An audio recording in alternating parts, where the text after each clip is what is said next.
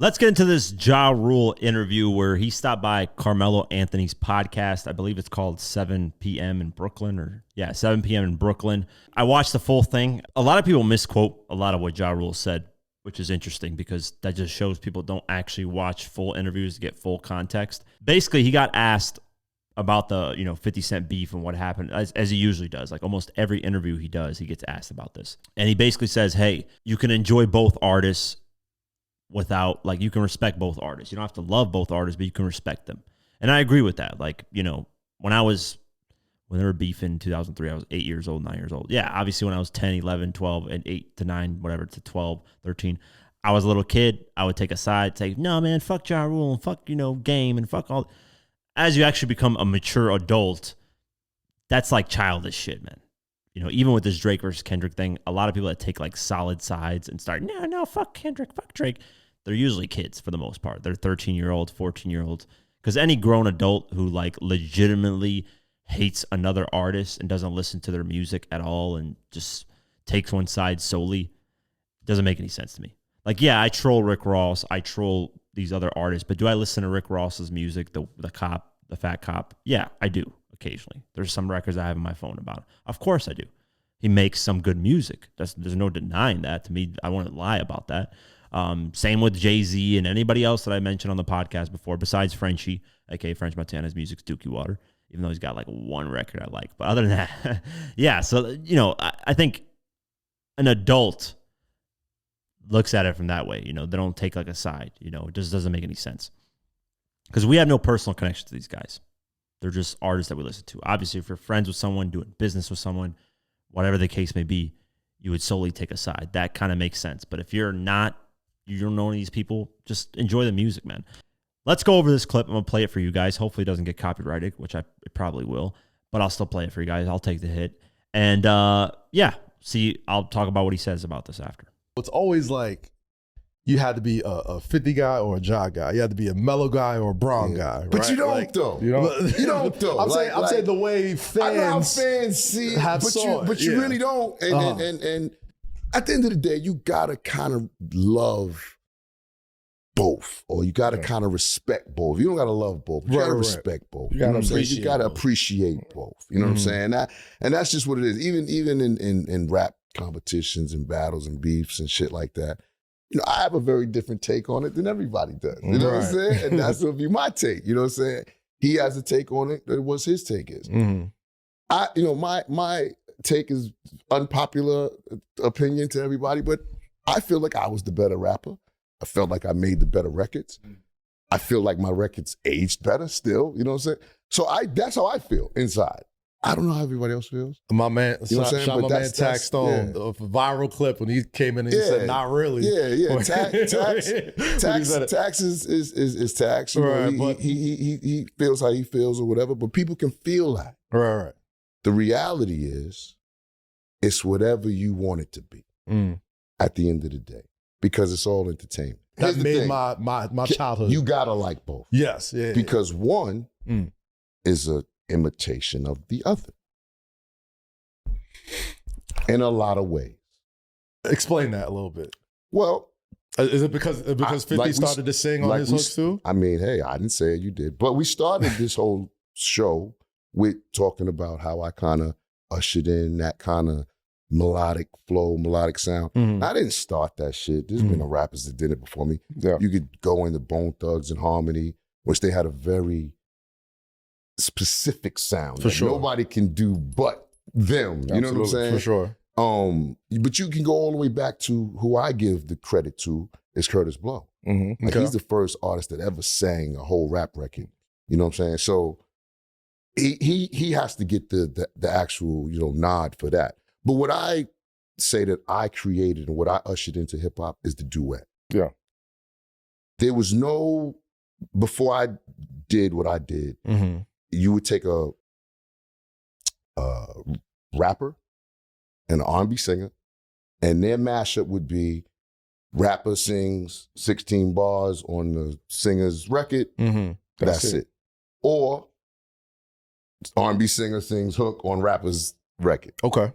Never was it I'm Real, where it was That formula. You're on A the lullaby hook. I'm together. on the hook. Yeah. She got a verse. I got a verse. We're intertwining on the verses. Mm-hmm. It was never that until I created that. And the only reason why I was able to create that is because I wrote it. Mm-hmm. So I wrote the whole record. So I was able to write myself into these records where you're a young artist. You get the opportunity to write a record or write a record for Jennifer Lopez at the time. It's like, yo, I got to be on this motherfucker. Yeah, that's you know good. what I'm saying? Yeah. Like I got to be on this motherfucker, not just with a verse. You know what I'm saying? I need more. So in writing that record, I put myself in it as much as I could, and that became what people know to be today as the new hip hop R&B mashup. That's respect, though. Yeah, but that's what got you. That's what put you right there. Yeah, as the middle ground of X and DJ. Exactly, right. but it also gave me my own lane to take off. Absolutely, because there wasn't no lane at that point. And so now here you have this other nigga, right? That comes out and tells the world that style is whack. Singing to these chicks and fucking having pop singers on your records, that shit is whack. And niggas said, yeah, you know what? That shit is soft. That shit is whack. He made niggas feel like they was tough too. You know what I'm saying? And so right after he says these things, he comes out and does what? Sings on his records, does a bunch of records with pop artists. Now, I'm not saying that, listen, man, the formula is the formula. It's an amazing sound. It's not it's still to this day, you can hear that sound and it's influential in a lot of artist music, not just hip hop. We can go to country. We listen to Shabuzi. Anywhere you want to put it, you know what I'm saying? It wasn't cool for a motherfucker to rap and sing on a record until I did it the way I did it. Even when you take LL Cool J that did I Need Love, it was a one-off. And it was a big record. But I think even L was scared of that record. You take Method Man. He's on record saying it. Yeah. Like, yo, you know what I'm saying? That Method Mary You're record, all I didn't that I really need, want I'll to, be you know what I'm there saying? for you. I didn't want to do that. I was Method Man, Wu-Tang, nigga. Right. I didn't want to. That wasn't me. All right, so there's a few things to address in this clip where he's talking. One, a lot of people gave Ja Rule backlash on social media saying that, he wasn't the first one to sing on records, stuff like that. Because if you clip a certain part of it, it sounds like Ja Rule is saying he's the first one to sing on rap records and do melodic hooks. But if you watch the full interview, which the clip I just played, you can hear him say it's Bone Thugs and Harmony before him and then Curtis Blow. So that tells you right there, he's not saying he's the first to do melodic sounds, right? And everybody's mentioned that before, but if the people that didn't watch the full interview, of course, they're going to attack Ja and say, no, you're not the first to do this, blah, blah, blah. So that's the first thing. He didn't say he was the first. He said he's the first to do a duet with a singer. And I agree. I give him 100% props for that. But here's where I'm going to fight back on a few things. 50, then he says, 50 did that and he took my sound and he started doing melodic and lovey-dovey records. 50 never tried to actually sing on a hook or on a song or a love record. Never did. Never. Ja Rule, you literally got him saying, baby girl, put it on me. He's trying to hold notes and actually sing. 50 didn't have that. If you look at 21 Questions, he gave that singing part. If he said, easy, love me now, and started singing, like 50 was on the hook saying that, then you could say, okay, yeah, he was doing that. But he gave that to Nate Dogg. He said, listen, I'll write this, but you take that hook portion of it. He was never doing duets with singers. And matter of fact, a lot of his hit records were solo, just him. Yeah, did he have melodic sounds in there? Of course you have melodies. Every artist, to a certain extent, have some type of melody in their music. Maybe not to an R&B, trying to hold notes and sounds, obviously, but there is melodies in this stuff. To say that no hip-hop was melodic and that 50 was like trying to copy Ja Rule's sound, that's idiotic right there. I think 50 wasn't doing duets. He wasn't doing, on Candy Shop, there's no duet with Olivia where he's going on the verse, she's going on the verse and going back and forth. Yeah, they have that little bridge part where 50's like, girl, what you need, when we see you, whatever the fuck he says on there, because I'm terrible at lyrics, but they go back and forth a little bit on there, and that's it. That was on Candy Shop. That was in 2005. And that was his artist. She was on the hook, and that's I'll take you to the candy shop. I'll let you lick the lollipop. I'll take you to, and she says it too. So yeah, you could say on the hook they were going back and forth, but artists have done that before. But duets throughout the whole song, like Ja Rule's talking about, 50 never did that. I can't find a record where 50 does that. And I know all of 50's music. I got to think, because I can't, to me, I don't, has he melodic done things? Yeah. If I was your best friend, we ran all the time, best friend. I get it. That has little portions of it. But to say that he copied his sound and completely took what Ja Rule was doing, that's a little over extreme, Ja. I think that's way too over extreme. And then Ja says, and he has the full right to say this. He says he feels his music has aged better and he's the better rapper. And of course he's going to say that. That's his own music, his own career. Of course he's going to big himself up. There's nothing wrong with that. I would expect an artist to say that, right? Nothing wrong with that. But then he does say later on, he's like, but if you look at reality, he says, and the reality is your music hasn't aged better than 50 Cent's music. That's just the reality. Now, a lot of people are going to go in the comments and attack me for saying this. You might have an opinion where you feel Ja Rule's music has aged better, but that is you. That is your opinion. That's it. That's all it is just your opinion. I look at the numbers. Now we have data throughout all these years on Spotify and YouTube, because those are the only places we can actually look at the numbers. We have data to show whose music is still being played in today's time. And is it being played a lot? And 50's music is by a long shot. I mean, we're talking, I'm going to go over the numbers right now. We're talking a long shot played way more than Ja Rule's. Way more. So what does that say? His music has aged better. That's all it is, man. It's a numbers thing. I don't care about how you feel about the music, how you feel about the beats, how you feel about 50's flow, how you feel. Notice the key word here, feel about things. I'm talking about the straight facts and the numbers.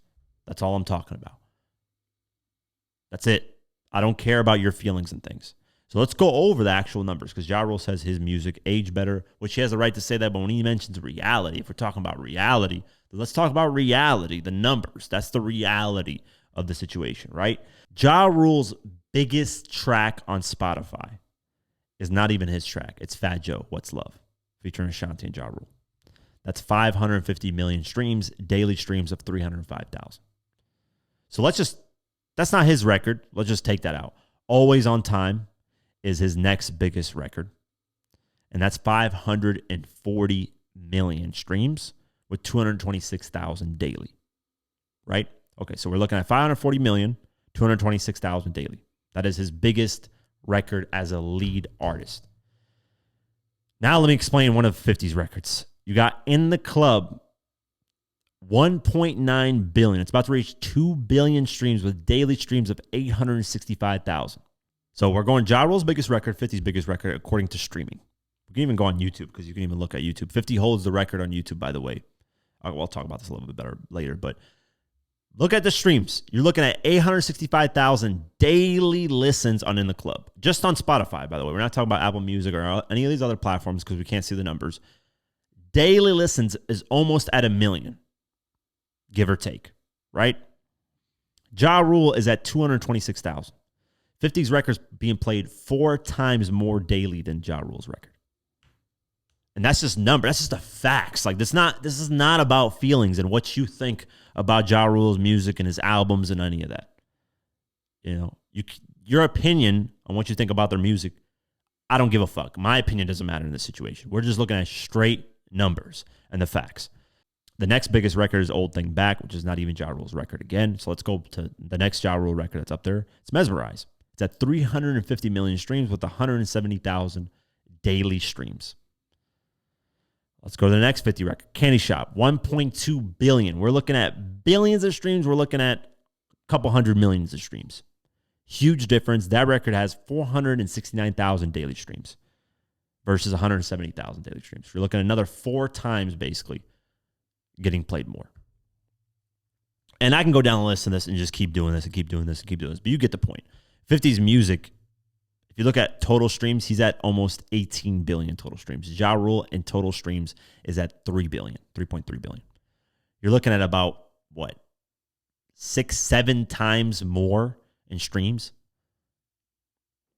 And as a as a lead artist, Ja Rule's only at 2 billion. He just reached 2 billion. He's at 2 billion, 75 million. 50 Cent as a lead artist is at 12 billion. So you can take away all the records 50's on with Eminem or whoever the hell you want to throw out there. Just as a lead artist, he's 10 billion streams more. And let's mention the YouTube side. I was going to talk about this. 50 Cent's In the Club music video is the most watched music video of all time for a solo artist for a video that was published before 2010. I'm not even joking. The only artist group that beats him is Linkin Park with Numb, and they're barely beating him. So 50, for videos that were published before 2010, 50 is the most watched music video of all time as a solo artist, beating every genre out there. If we're counting, groups and stuff, he is the second most watched out of all genres. If we're counting just hip hop, he is the most watched. If we're counting solo acts, he is the most watched. And that's just the reality of the situation. 50's video is at fucking 2.5 billion views. Ja Rule's biggest video, which let me actually see what the views are because I didn't check on that, but it's probably 350 million, maybe 400 million, if that, which is great numbers, by the way. Like, I'm acting like that's not big numbers, but it is big numbers. So Always on Time is 352 million. There you go. 352 million versus 2.5 billion views. So to say 50's music, and this is a narrative that would fight online on Twitter, especially in the early 2010s, is a lot of people would shit on 50's music and say it didn't age well. But here we are, 10, 15 years later, we can actually look at the data and it shows 50's music aged perfectly fine. Perfectly fine. Most of his songs, I'm going right here, most of his songs, 865,000 daily streams, 469,000 daily streams, 479,000 daily streams, 733,000 daily streams, 669,000 daily streams, 526,000 daily streams, 592,000 daily streams, 88,000, which is the Pop Smoke record, daily streams, 188,000 daily streams, 231,000 daily streams, 569,000 daily streams. So you just get the gist of it. Most of his songs are anywhere between 200 to 500 to 600,000 daily streams of a bunch of records. And let's get into just albums. Let's not even talk about songs. Let's just get into albums. You got Get Rich or Die Trying at 6.2 billion streams. You got Ja Rule's biggest album just reached 1 billion streams. Pain is Love. 6.2 billion 50 is at his best album. And Ja Rule's at 1 billion, just reached 1 billion. That's 6 times more. So I can keep going over this. I make this whole thing a long time, but Ja Rule's opinion of saying his music is age better, that's his opinion. He's entitled to that. Everyone's entitled to their opinion. But if we're looking at the straight facts, which is the numbers, that's the facts. That's the only thing that we can actually look at as factual information. You will see that 50's music aged way better. There's no debate on that. I don't care what anybody says. You can comment whatever the hell you want. Oh, but Ja Rule in the clubs is this.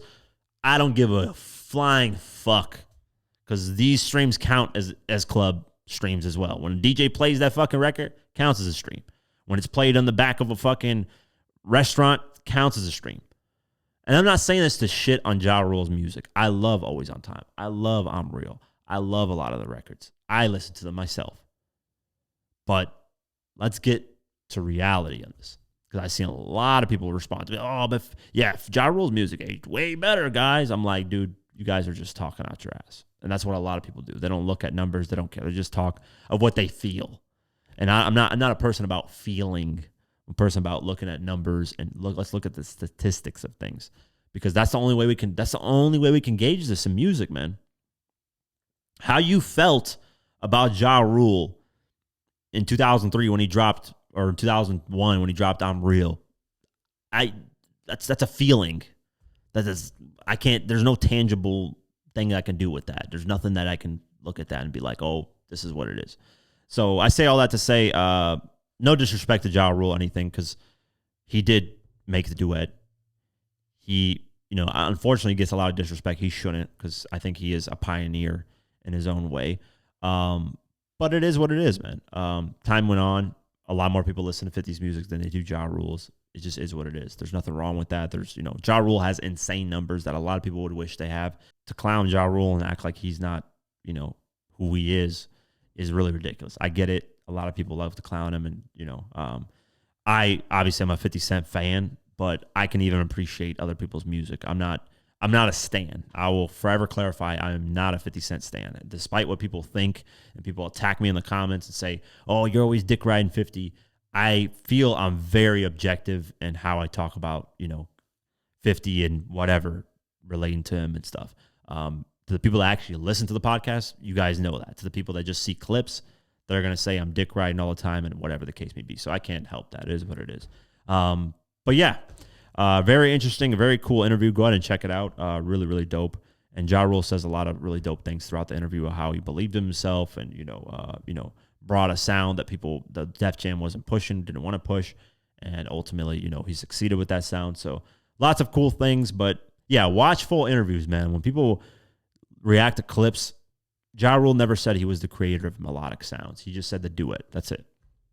So yeah, really cool interview. But that's I just wanted to go over that, and that's kind of my thoughts on it. That we also gotta sit in reality, in terms of like what music aged and all this stuff. You can say, "Oh, this artist's music aged better than this artist."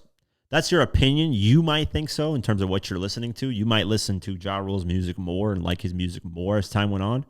That's your opinion, though. The world thinks differently. So, that's where we can get factual in terms of what music aged better. Now, if it's your opinion, you feel that, cool. You have a right to feel that. Anybody has a right to feel whatever they want in their opinion.